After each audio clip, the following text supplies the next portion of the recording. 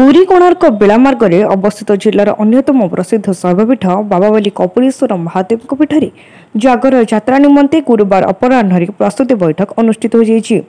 पीठर हजार हजार संख्यार श्रद्धालु भक्त और मानसिकधारी माने सकाळु दर्शन करने सहित सारा राति उजागर हो जागर दीप जालिबे। सकाळु और दिन तमाम सह सारा राति किपरि श्रृंखलित भाव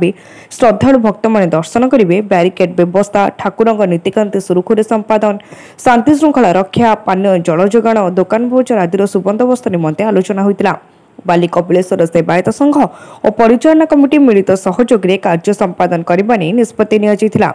स्थानीय तहसिल प्रशासन, तरकोर और सूतन पंचायत प्रतिनिधि माने मिलित भाव में किपरि परिचालना करेंगे से नहीं प्रस्ताव दि जाइथिला। ଏହି ଅବସରରେ ଗୋପ ତହସିଲଦାର ଅନିଲ କୁମାର ମହାନ୍ତି, ନିମାପଡ଼ା ଉପଖଣ୍ଡ ଆରକ୍ଷୀ ଅଧୀକ୍ଷକ ଜନାର୍ଦ୍ଦନ ପାଢ଼ୀ, ରାମଚଣ୍ଡୀ ଥାନା ଅଧିକାରୀ ବସନ୍ତ କୁମାର ସାହୁ, ବାଲି କପିଳେଶ୍ୱର ଉନ୍ନୟନ କମିଟି ସଭାପତି ଗୋପାଳ ଚନ୍ଦ୍ର ବେହେରା, ସଂଯୋଜକ ରାମକୃଷ୍ଣ ମହାନ୍ତି, ସେବାୟତ ସଂଘ ସଭାପତି ମଦନ କୁମାର ମହାପାତ୍ର, ସେବାୟତ ପ୍ରକାଶ ଚନ୍ଦ୍ର ପଣ୍ଡା,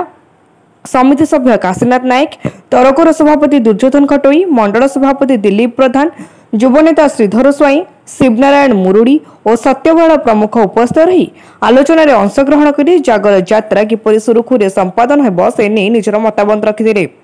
जागर भोर 3टारू सकाळ दिन और राति तमाम विभिन्न नीतिकांति सहित रात्र 2टारे हरिहर बेट और रात्र 3टारे महादेव उठा नहीं कार्यक्रम रही सेवायत सभापति मदन कुमार महापात्र सूचना दैछन्ति।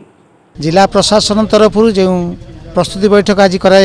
द्वितीय प्रस्तुति बैठक कराई से प्रस्तुति बैठक में सब कलेक्टर महाशय जिला तहसीलदार दायित्व देते। आज तहसीलदार एसडीपीओ निमापड़ा एवं तहसीलदार गोप आईआईसी रामचंडी बसी जो आज प्रस्तुति बैठक शेष करागला से शेष करा भितर आम नीतिकांति विषय आम जो देइथिलु नीतिकांतिर निर्घंट समय देइथिलु प्रत्येक वर्ष भली ए वर्ष रात्र 2 घटिकार मंदिर नीतिकांति आरंभ करा राति 4टार सर्वसाधारण दर्शन करा 6:30 खेचड़ी धूप द्विपहर माने द्विपहर धूप स्नान धूप संध्या आलती एवं महादीप रात्र 3 घंटा 30 मिनिट समय निष्पत्ति निया ताकू से 3 घंटा 30 मिनिट भितर आम महादीप किपरि उठा आम समस्त सेवायत सहयोग कर। कोणार्क ज्ञानरंजन विश्वाल रिपोर्ट तीर्थक्षेत्र लाइव।